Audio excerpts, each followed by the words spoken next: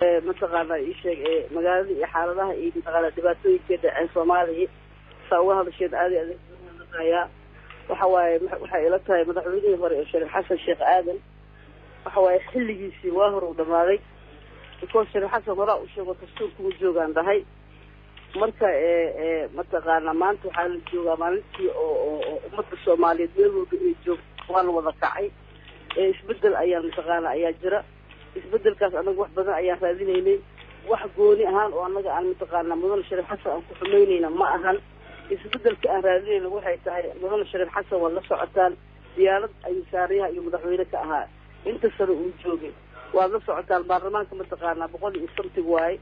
meel ku qoranta haba yaraatay madaxweyne ku xigeen ma lahan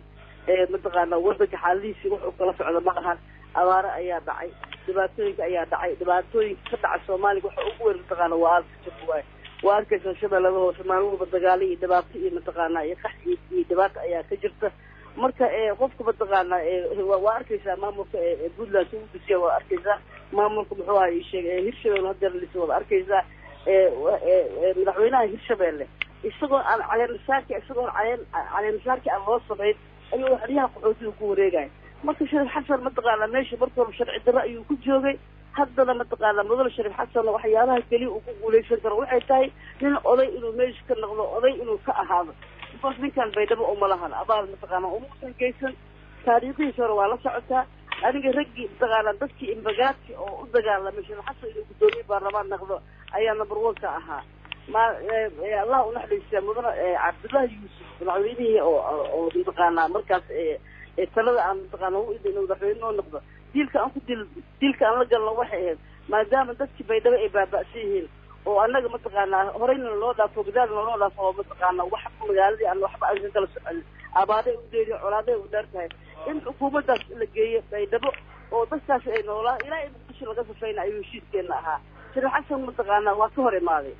أوكي والله قد قال شرح حسن تبوا وصل نقضوا متقانا دولة وصل متقانا لسه هذه مقدشوا قابل جوهري وقرب بحال والله صار نقضوا متقانا مركي هو شيء هجاسي ولا ما متقانا شيء سوى دحين وابحوا هذا أكبروا متقانا كشري حتى لو ما بحوا متقانا وصل لا سواك متقانا مدحوينا كأهل والكسر أنتوا قبل لا متقانا برما يا وضوطي إن كان برما مطورن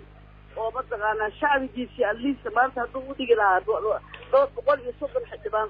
أو ذي وإسرائيل كان سوق عنده أو كان سوي وما أنت الدمبيليا وكذلك أو حرق وحريصنا قف الله قف كان متقانا ويزيا ما هم متقانا مدرس Sheekh Xasan ku xumeynay ma ahan odayaashana hata dhaawac weyn u geystay kaasoo arka saddex ayaa mtaqaana ayaa lagu dilay waa la socota Madaxweynuhu maalinta uu dhintay shirku waa sii socday waxay aad mtaqaana wasiirka arrimaha gudaha iyo u magacaabay waa ninkii lixda gobol madaxweynaha ka ahaa hatta mtaqaana xabaashi waa raaci waa wadiira maanta wasiiray dhibto qaali anaga lagu ah oo Madaxweynuhu hadda halkaana mtaqaana fursadan uu faa'iideysanaya familigiisa kamid ah abtigeeyo ahaa ilaahay dhaxdiisana naga siiyo laakiin Sheekh Xasan waxa waaye waxaa umada Soomaaliyeed gaar ahaan fariido digile murfle inay ku qoorsadaan mtaqaana aadkii oo mtaqaana Madaxweynuhu Sheekh Xasan ka qaybgelay marka Sheekh Xasan mtaqaana waxa waaye waqtigiisa waa dhamaaday waxa la ii sheegay shalay darana waa mtaqaana xildhibaan oo waxa ii sheegay oo xildhibaanada qaranka ah inay ka hadlayeen arrimaha Sheekh Xasan xildhibaan ka maqlay waxay la tahay wali mtaqaana fisuulkan kuma qorno xildhibaan kala mtaqaana xukuumay meel ay ku qoran tahay habyaraadka malaha xildhibaanada digili milifle way ka dhiibiyeen mtaqaana mishaar la'aana ku dhacday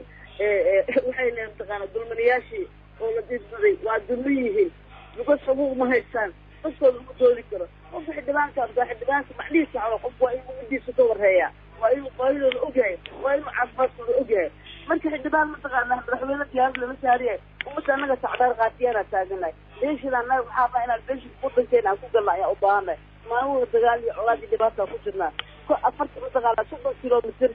beedaba iyo 20 kilomitir u soo gudub maamuhu mtaqaana cadow ayaa soo weeraro inta warqada habyaraadka malaha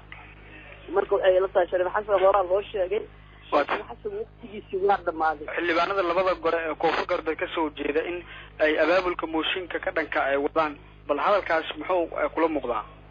xildhibaano wax wada malaha mtaqaana mooshinka Sheekh Xasan waxa wada in intii ku artay mtaqaana digili ma faa mooshinkiisa wada annagoo dhanaan mtaqaana warboodeena mooshinkiisa بقول شريف حسن متقان وحا عاود عاد شغل كريا الشيء ما أهل دباتوي كوكوها متقان ولا وذا أوجهي دبكون أوجس ولا أوجهي حكومة الفضل متقان ويكور قرصها بالإله إنه كل شيء ما دقائقنا مركز مركز كورة شريف حسن متقان كدحوا وبيدوا فريستوا أنت كورة في متقان هلا الصاع دي شريف حسن أفر متقان بالكلي وبيدوا سو فريستي ورنيك متقان وحو تانية تانية محارو تانية madaxtooyadii iyo mataqaanaa xog yaali magaalo kama warhayo oo mataqaanaa ma durugsana halkaasuu diyaarad kasoo raaca halkaasuu ku badaa halkaasuu kasoo baxa muxuu ku ogyahay xildhibaanadana ma arkaysaa ula gadaal bay ka wadaan xildhibaankiisaba wada balaabta xildhibaanka waxaa loo dhaarshay ummaddaa loo dhaariyey xildhibaanka qaranka lama dhihin mataqaana ummadaada waa daabasiraanaysa ummadaada mataqaanaa ee dhibaatay ku jiraysa adigana $3,000 intaa qaadata mataqaanaa xamar iska joog maaha xildhibaanka oo mataqaana xaq buu uleeyahay ninka xildhibaanka oo digni min fuq bashay inuu qadiyada difaaco inuu midnimada difaaco inuu wadajirka u difaaco inuu mataqaanaa dareen aan difaacno hataa xuquuqdii anaga aan ku leeyahay mataqaanaa ii sheeg